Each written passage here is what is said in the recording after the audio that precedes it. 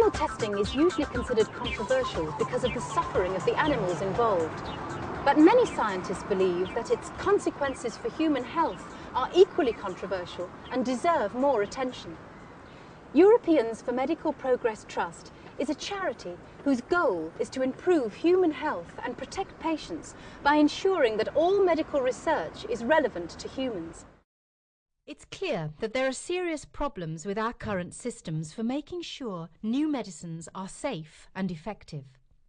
For example, in March 2006, a clinical trial at London's Northwick Park Hospital made headlines around the world when 6 healthy young men were nearly killed by a new drug which was given to them after it had been shown to be safe in monkeys at 500 times the dose.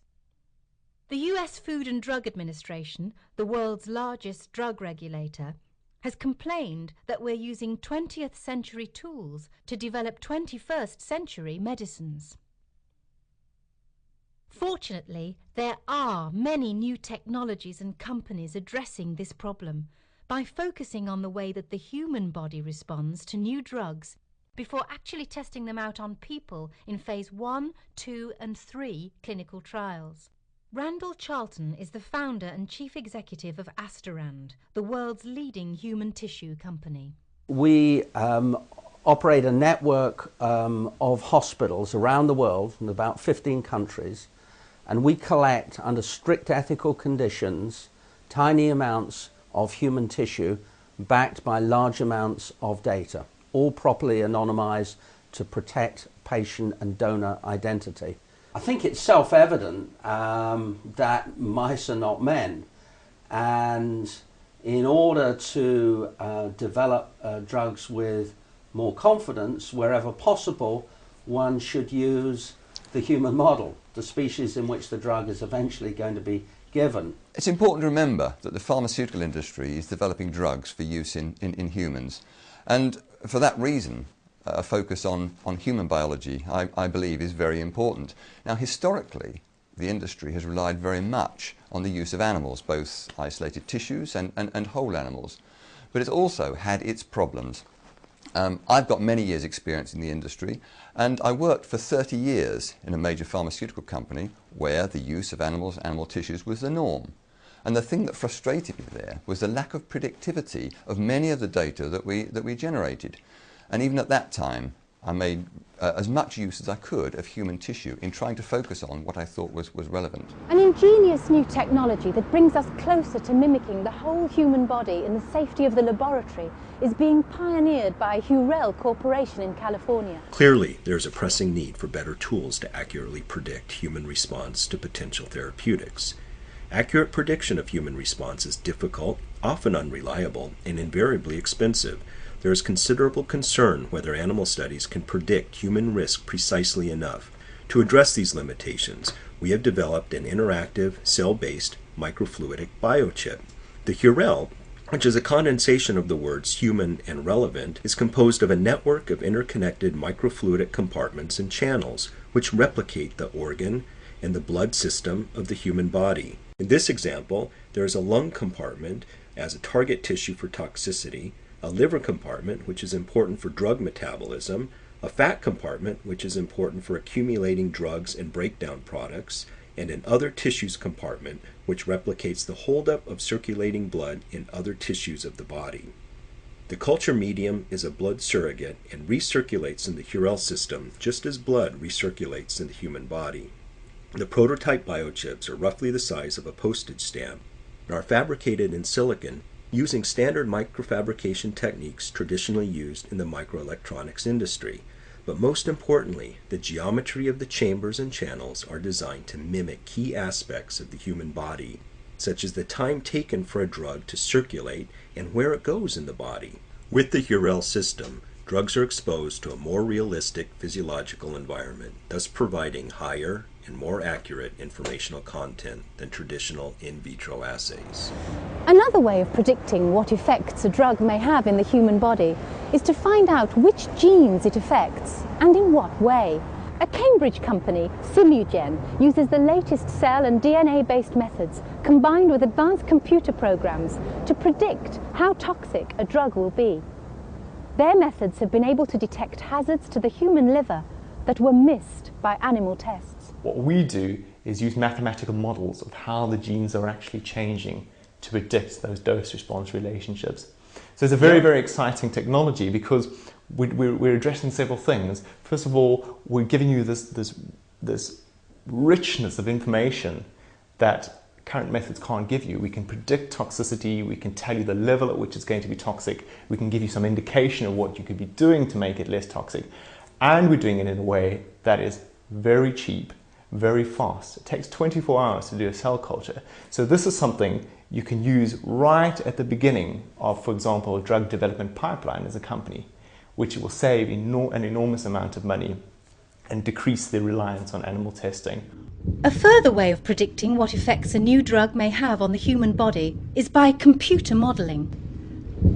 The image you're looking at may appear to be a film of a living human heart, but it isn't.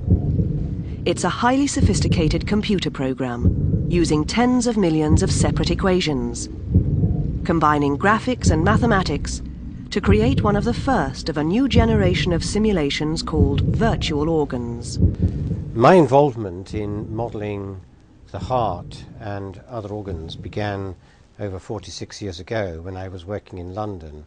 I was the first person to build a computer model of the activity of individual heart cells as they were beating. And that was based on experimental information that we obtained on the nature of the processes occurring in those cardiac cells. Now, those models were very simple and they ran on very, very simple computers. Nowadays, 40-odd years later, we have masses of more information, thousands of laboratories all over the world accumulating experimental information. The models have become very much more sophisticated, and most importantly, they've been incorporated into models of the whole organ so that you can actually see the organ itself beating away. The virtual heart allows doctors to study the effects of a heart attack in controlled circumstances without endangering a real patient. And unlike real life, in which a heart attack can take just a few seconds, the progress of the attack in the virtual heart can be slowed down, speeded up, and repeated at will. Virtual organs such as this one allow researchers to develop and test new drugs, faster, more confidently, and at less cost. One of the best ways of finding out how a new drug will behave in the human body is to give it to volunteers at a minute, safe dose. Then, by using incredibly sensitive measuring devices, scientists can monitor where the drug goes and how it is broken down in the human system. Microdosing is an exciting new breakthrough in drug testing. It uses machines so sensitive that they could detect a litre of liquid after it had been diluted in all the oceans of the world. Now, why is microdosing of interest?